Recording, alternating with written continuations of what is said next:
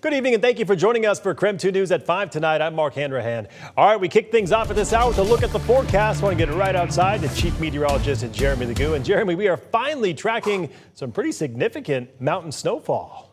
I've been waiting for this all season long. Get ready for it. Here we go. We're talking widespread heavy snow in the mountains, snow down low, and even a little bit of wind along with it. It's going to be an interesting one as we move through the next couple of days.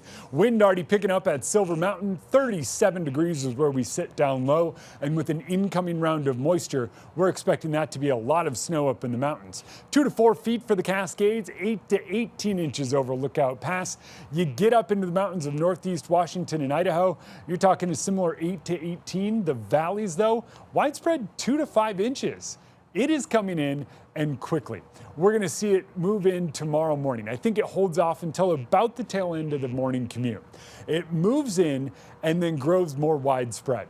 I think by tomorrow afternoon, we might just trend warm enough along Interstate 90 that from Spokane over to about Post Falls, we see a little bit of rain mixing in with it. By the evening, that rain grows a little more widespread as we warm things up with that wind. But by Wednesday, we're talking some clearer skies returning to much of the region. 38 degrees tomorrow. We are under that weather impact alert through Thursday. So Wednesday offers us a break in the action. Scattered showers stay out of Spokane, but those snow showers are going to be coming down in the mountains. Roads are going to stay slick. And by Thursday, we're talking another round of snow in the forecast. Sounds good, Jeremy. We'll check back in with you later in the show. Well, new tonight, investigators working to figure out what caused a bus fire in Geiger Heights this morning. Take a look at these pictures. According to people at the scene, a possible explosion started that fire at around 10:30. No word if anyone was hurt in the fire at this hour.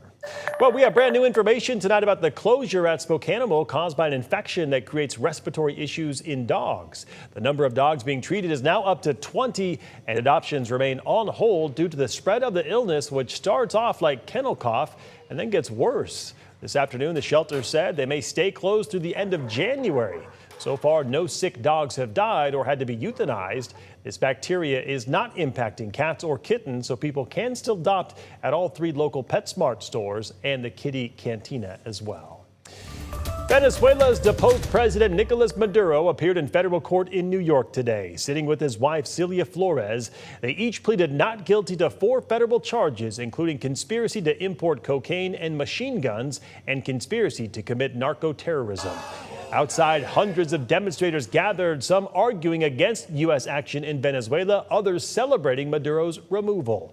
Dave Ehrenberg, a former state attorney in Florida, says while the legality of Maduro's capture will be debated in Congress and the United Nations, in the courtroom, that won't matter.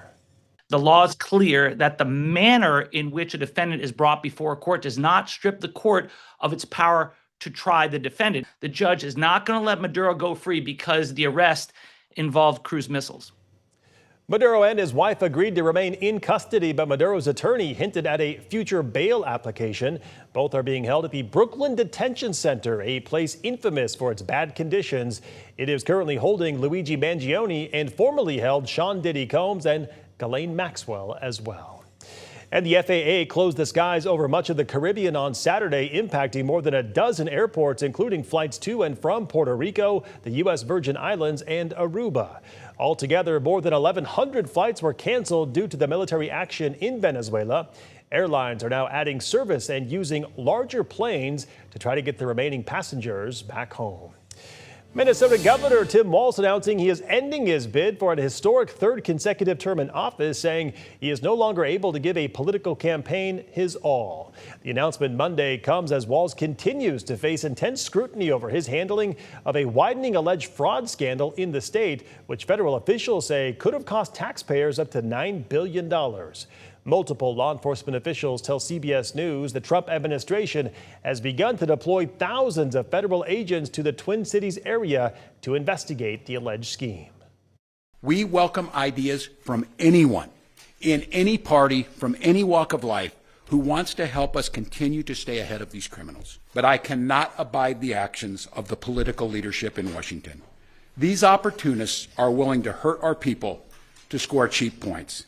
They and their allies have no intention of helping us solve this problem, and every intention of trying to profit off of it. Health insurance. Minnesota Senator Amy Klobuchar is possibly considering a bid for governor in the wake of Walz's decision. Sources close to Senator Klobuchar tell CBS News she is getting outreach encouraging her to run, but has not yet made a decision.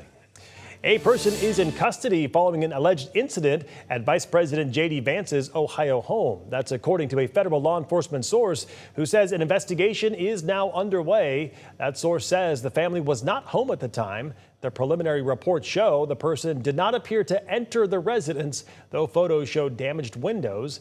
The White House and Secret Service have not returned requests for comment tonight.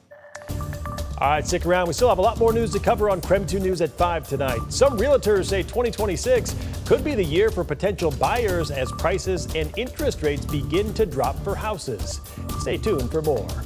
And property owners across Washington suing Spokane, several other Washington cities, and the governor for the COVID-era eviction moratorium. More on that still ahead.